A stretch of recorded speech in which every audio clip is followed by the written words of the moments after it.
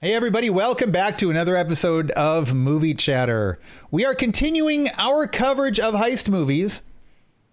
And unlike last week where we had some differences of opinions, I think this week we can all agree on how this movie turned out. We are covering The Score from 2001, starring Robert De Niro and Edward Norton, also Marlon Brando, Angela Bassett, and a bunch of other people we've never seen before.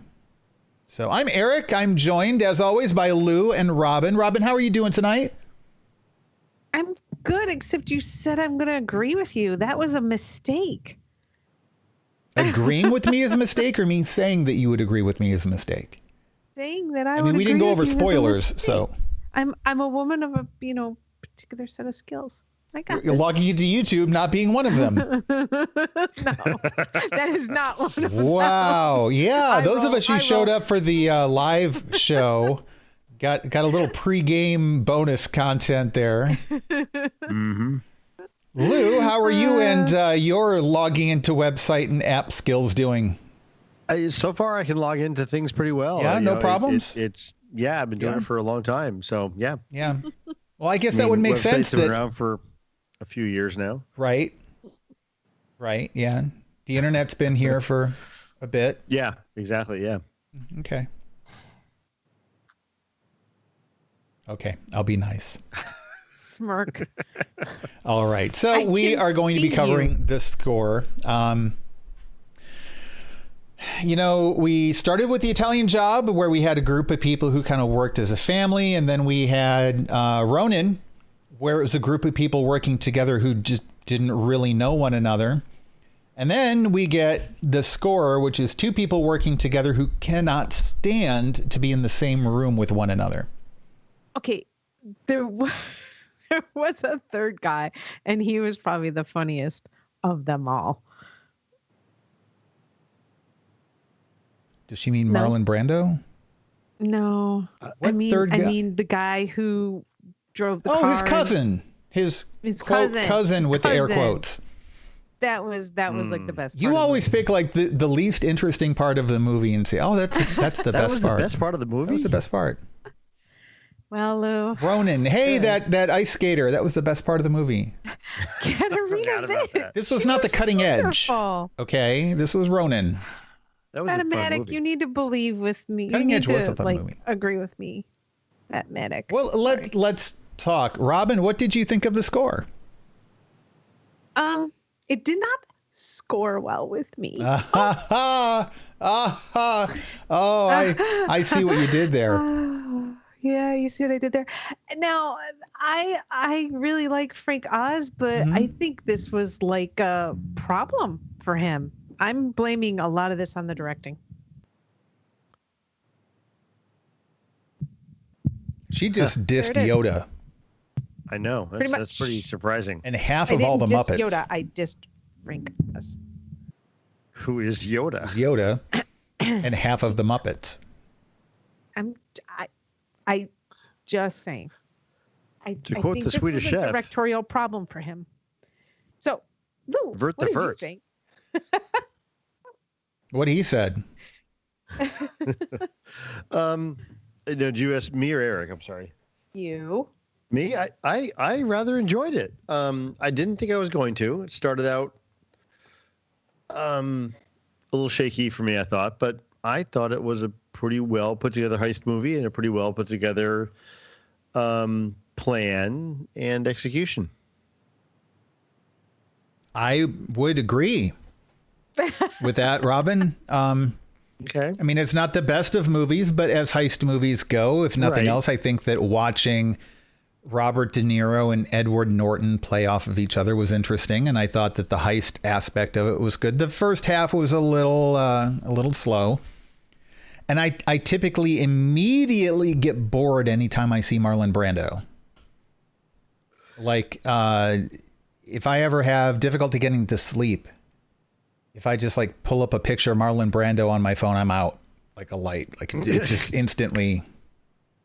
He didn't have that much of a role, so I didn't find him that distracting here. Thank goodness for that, because if he did, ugh. So It seems And we again, have differences of opinions here. Well, I'm gonna blame the director because For what? you had two for the pace. You said that the first act was a little slow. I think the entire movie was a little slow until the very end, and then it got to a normal speed for heist films for me. There was a lot of brooding. There was a lot of just prolonged silences, sort of like that, you know. And that's a problem when there are so few actors on the screen. Okay. I mean, yeah, the first act was a little slow, and there was some brooding. But I thought the second and third acts were fine. Lou, any? I agree. I mean, I thought that, I was trying to get into it in the beginning. I thought it was a little slow to start.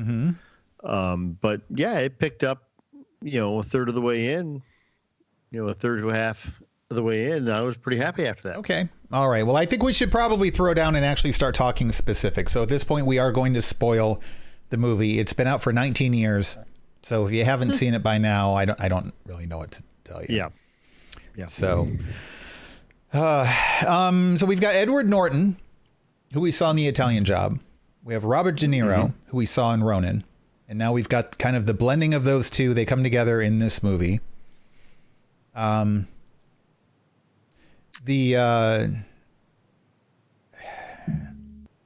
don't know. I thought that the dynamic between De Niro and Norton was really interesting. Edward Norton, he's one of those guys you hear a lot of things about behind the scenes about how maybe he's difficult to work with and stuff like that. But I like the way he can pull off such a range of different acting. So him with his cover role as the mentally challenged janitor. Yep. To Edward Norton, who, I mean, physique wise, you wouldn't think that he can stand up to people like De Niro and stuff like that. He he's a little bit small in stature, but once he starts talking and getting going, he has a pretty good presence.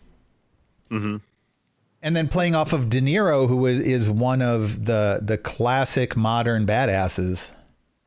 I thought that worked well. The one thing, De Niro's got a couple. I keep forgetting Robin hates De Niro, but yeah, go ahead, Lou. Yeah, he's got a couple things that he can do comedy and he can do kind of his badass kind of guy, right? Those are the two things he really does, and that's it. Yeah, but he does them really well. Ed Norton is very versatile. He does play a lot of the very similar roles. I thought his role here and in Italian Job were pretty close. Yep. Characters felt one and the same almost.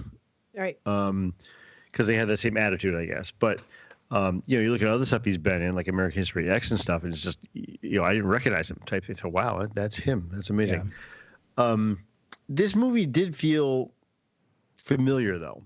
I had never seen it, but the whole twist of a heist movie that's been done before, right? I couldn't picture anything in my mind. Ocean's Italian 11 had a twist. Italian Job, that almost the exact same twist. Yeah, okay. Yeah, you're right. Yep. Italian Job, that it wasn't really a twist. It was part of the story. Like, it happened right at the beginning. That's not really a twist per se. True. But here's the thing. If Ed Norton had not been in this movie would have been truly awful.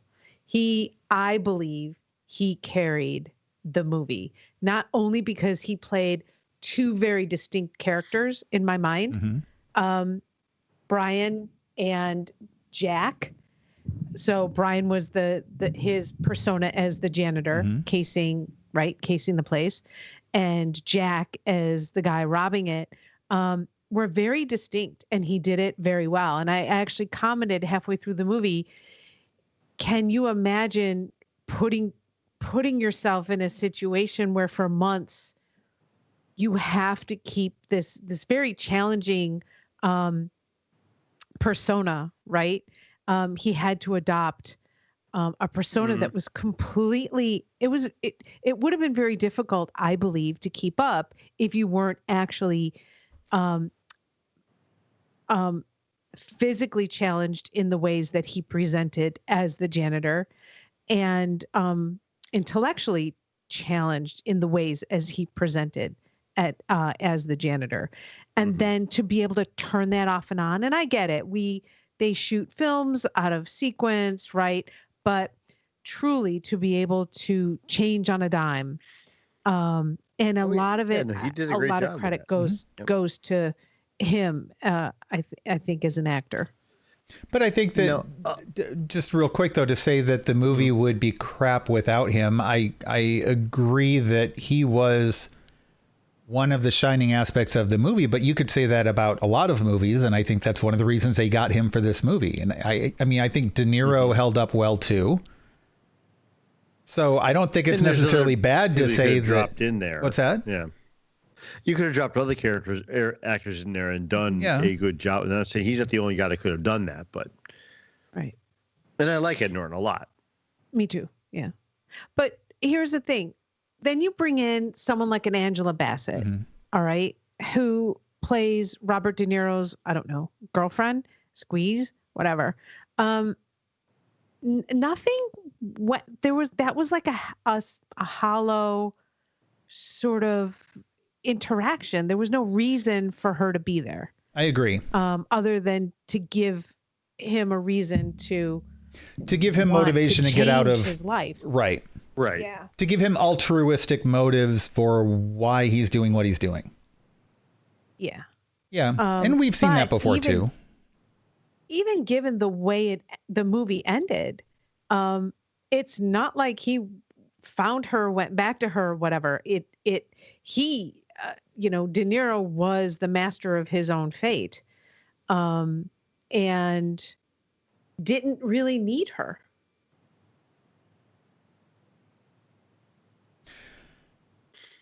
Okay. I mean, that's not incorrect, but he chose her. Like he didn't need her, but that gave him something to work toward. Like one of the things he says to Edward Norton's character is, decide early on what it is you want and then build that bit by bit, as opposed to taking on all of these, high risk, high reward jobs all the time, because it's not going to work out well for you that way. So I kind of saw this as him, did he need her? No, but I think that it was still something that he saw and he wanted. And then that gave him motivation to kind of settle down and get out of what he was doing. Mm-hmm. Yeah, but see, I kind of think that his relationship with Max was really more the reason why he followed the job through. I agree. Here he was in a relationship for 25 years, I believe the movie sort of cited for us. And his friend was in real trouble. I mean, we come to find out that, Max pushed him to do this because Max was in some real trouble and needed his expertise to get out of it. And so, while Max certainly didn't play a huge part in this, I do think that in the end, he became the reason for the risks that he took in order to get the job done. Okay. For me, I think what I found interesting about this movie was the heist itself. And I think that when you compare this to The Italian Job and when you compare this to Ronin, I think this is where the strength of this movie is in the actual heist and then kind of the mess they get into as a result. But the building of the relationships was not as good as it was in Ronin. The characters were not as relatable as they were in Italian Job. And I think that those movies had those strengths. But I think that this is an interesting take on the heist film in a different way. You've got what I thought was a really good heist, like the heist itself. Yep.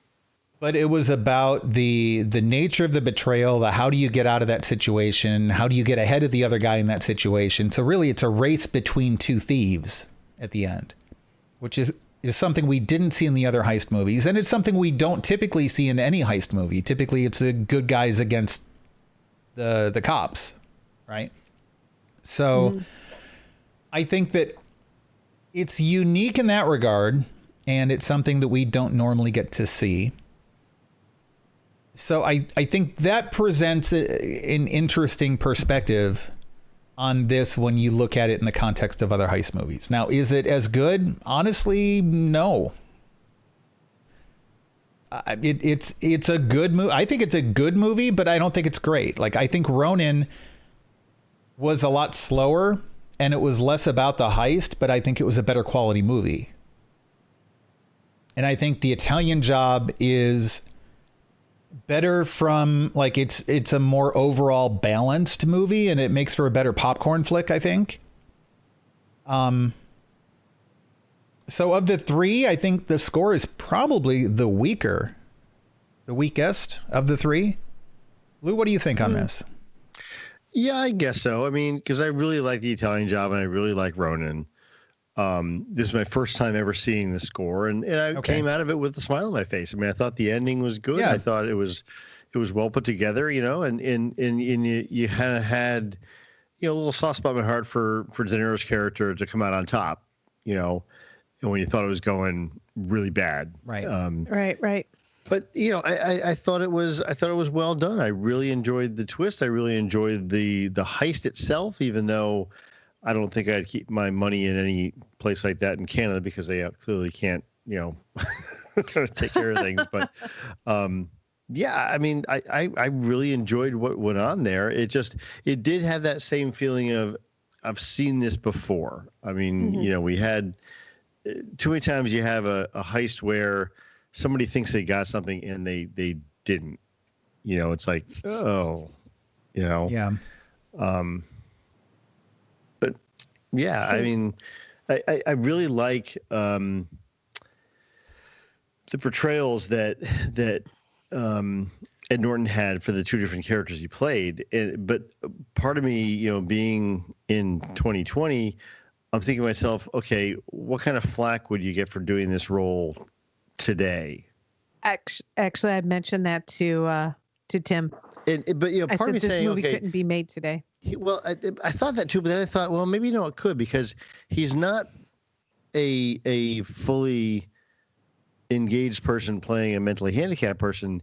He's a fully engaged person pretending to be a handicapped person for a particular role. So you wouldn't have people crying out that you need to have a mentally challenged person in the role, because the person's not mentally challenged all the time. It's just he was playing a role for that within, you know, a role within a role, I guess you'd say. And it is a character you're not supposed to, not the mentally challenged character, but Edward Norton's character is a character you're not supposed to idealize. You're not supposed to like him. So, but what I'm thinking, if that character was mentally challenged, period, for the whole movie, you wouldn't be able to have Ed Norton play that role today, because you'd get all kinds of blowback on that. Yeah. Also, they would point out that the only woman in the movie was just a piece of cardboard. Trophy. Yeah. I mean, that was really... Right. And Angela Bassett's actually a really good actress, and to see her in this and just kind of... hired for her role. Yeah, I mean... I think so, too. I'm like, what? Is she going to have more of a role? Because she's a really good actress, and you know, I think you overpaid. You could have had somebody. Well, it almost made me look up her career, and I was thinking, okay, was she just starting out or something? Like, where was she in her career at this point? Because it was just kind of sad that you've got this really great asset that you're not making any use out of in this film. Right. Sure. Exactly. Right. Yeah. So, that was the point. Yeah. And Lou, Yes. you know what I like best about this movie? The ice skater? No, I actually got to see what was in the box. What? We've got to watch Eric? Pulp Fiction next. I know what was in the case. And then let's see Cloverfield, where we don't get to see what the monster looks like. Oh, right. Well, a little bit, right? Tiny bit. Like you get to see its left foot or something. Like, it doesn't matter. I thought of another heist film that I haven't seen in years, and I have no idea how well it holds up, but Sneakers. Oh, one of my favorites. Oh, you liked it? Okay. Oh, my God, yes. I forgot that was a heist film. Like, that would be a good movie to cover. Would it? It's amazing. Sneakers. Have you seen it, Eric? Yeah.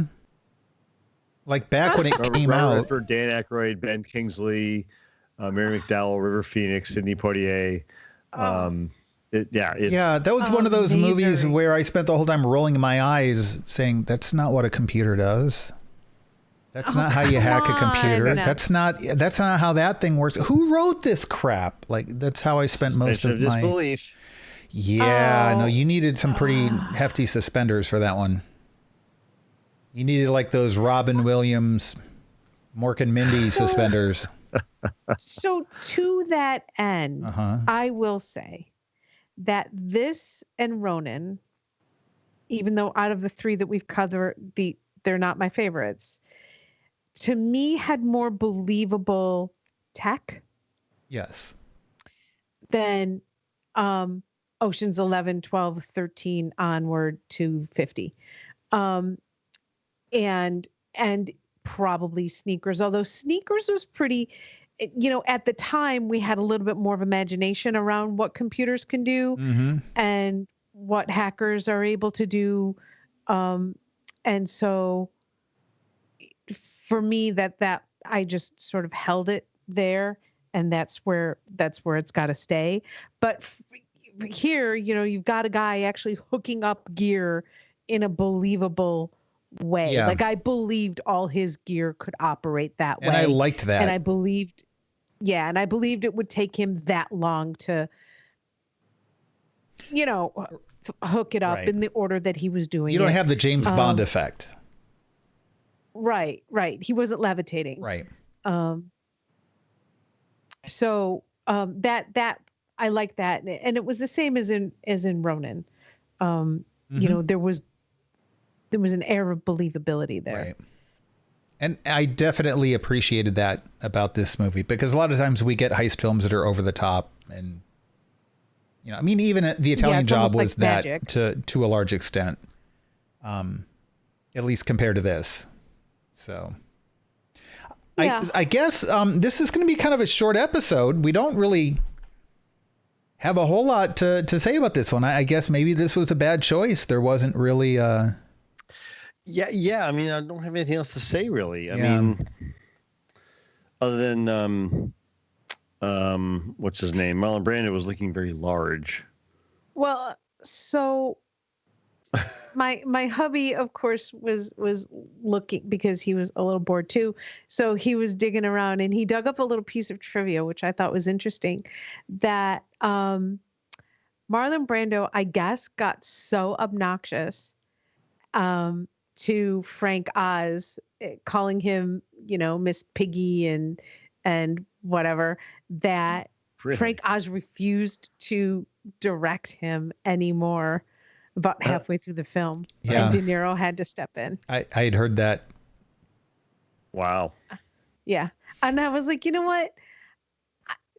This was Marlon Brando's last film. So, maybe a little bit of, crazy kind of snuck in there. A little bit. Or ego or both. Whatever it is that happens to actors.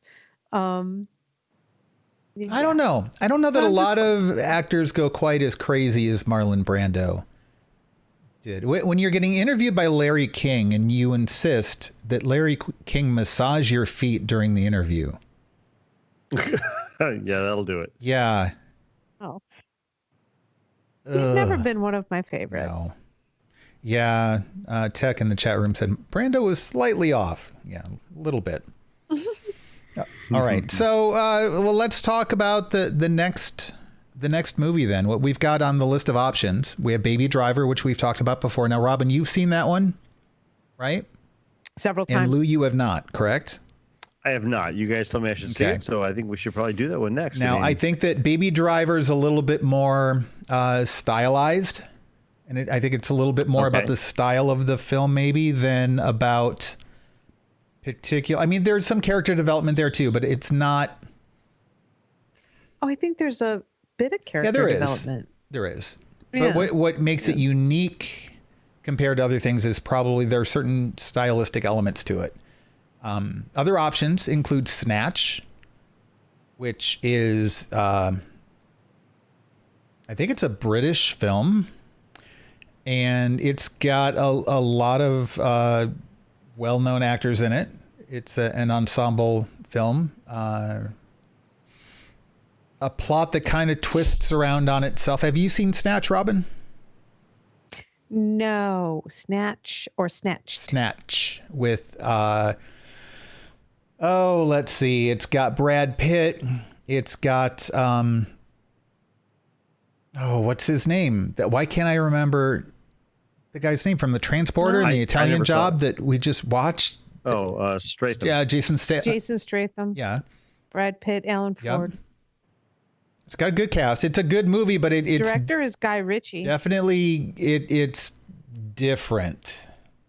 So that's one we could cover at some point. And then, of course, we've got Six Underground, which I think all three of us have seen. Mm-hmm. So this is technically a crime comedy. All those Brits. It's a rather dark comedy. Says. Yeah, I'd go for it. All right. But we also have the other stuff. So yeah, let's do Baby Driver next. Okay. I think that's probably I'm best. good with that. All right. Anything else we want to say before we close out this very short podcast, yet very appropriately length YouTube video? Lou. No, I'm good. Lou. It's one of the things is the film shares themes, ideas, and motifs with Ritchie's first film, Lock, Stock, and Two Smoking Barrels. True. True. I just thought that was funny. All right. Never mind. Well, I guess that is going to do it for this episode of Movie Chatter. We are going to be covering Baby Driver next, which came out, I think, 2017. And so go check that out. That's your homework for this week. And we will be back next Thursday with another episode of Movie Chatter. We normally record at 8 p.m. Eastern. That's GMT -5 here on YouTube. We will also be doing live recordings of Random Chatter and Echo Base this Sunday night. We will be doing The Outer Rim Saturday morning. And otherwise, everybody here in the United States, happy Thanksgiving. Stay safe. Stay home. Yes. Stay home. Wear a mask. Wear a mask. Well, I mean, if you're at home, I don't know. Masks optional. You might want to discuss it amongst yourselves, I guess. I don't know. I mean, you guys have seen what I look like. I wear a mask even when I'm by myself. I don't want to scare my dog or anything, but that's a different topic. So that's, yeah. So don't forget to check out randomchatter.com. We've got a lot of great podcasts there from a lot of great other hosts across the network. And be sure to join us in Discord. You can meet us, all those other hosts, and all of you, the audience. You guys get to talk amongst yourselves about different things we discuss here on the podcast and the various YouTube shows. You can go to randomchatter.com/Discord. There's a channel dedicated just to Movie Chatter, where you can come in and tell Robin that the score was not that bad. Or how to find YouTube. You can log into our Discord server, and then the next time we're doing a live show that you've pulled up, you can help walk one of our hosts through how to pull that up on her own device during the show. That would be so remarkable. That would just be remarkable. It would. And we would remark upon it. Wouldn't we, Lou? Yes, we would. Repeatedly, as we are doing now. Yes. So My co-hosts actually love We me. do. People out there in the audience. We You do. have no idea. If we didn't, Right, we right. wouldn't. We'd have We wouldn't to. pick on I it. mean, Wow, yes, we do. what he said. Good job, Lou. I missed the All mark right. on that one. See if you get your Christmas present on. Yeah, well, Coal. right. Hey, these days, coal, that's quite a commodity. That's Might true. be worth Yeah. something. I don't know. Heat source. You know, there was a time where getting toilet paper for Christmas would have been a bad thing, and now I think this year maybe I think you'd Who's win. gonna get coal wrapped in toilet paper. Oh, score. I can heat my house and wipe my, well, yeah. There you go. And if you eat enough beans, you can do all three at the same time. All right, everybody. Beans, Oh, musical my. fruit. With that, I think we should end it. Take care, everybody. We'll see you again in a week.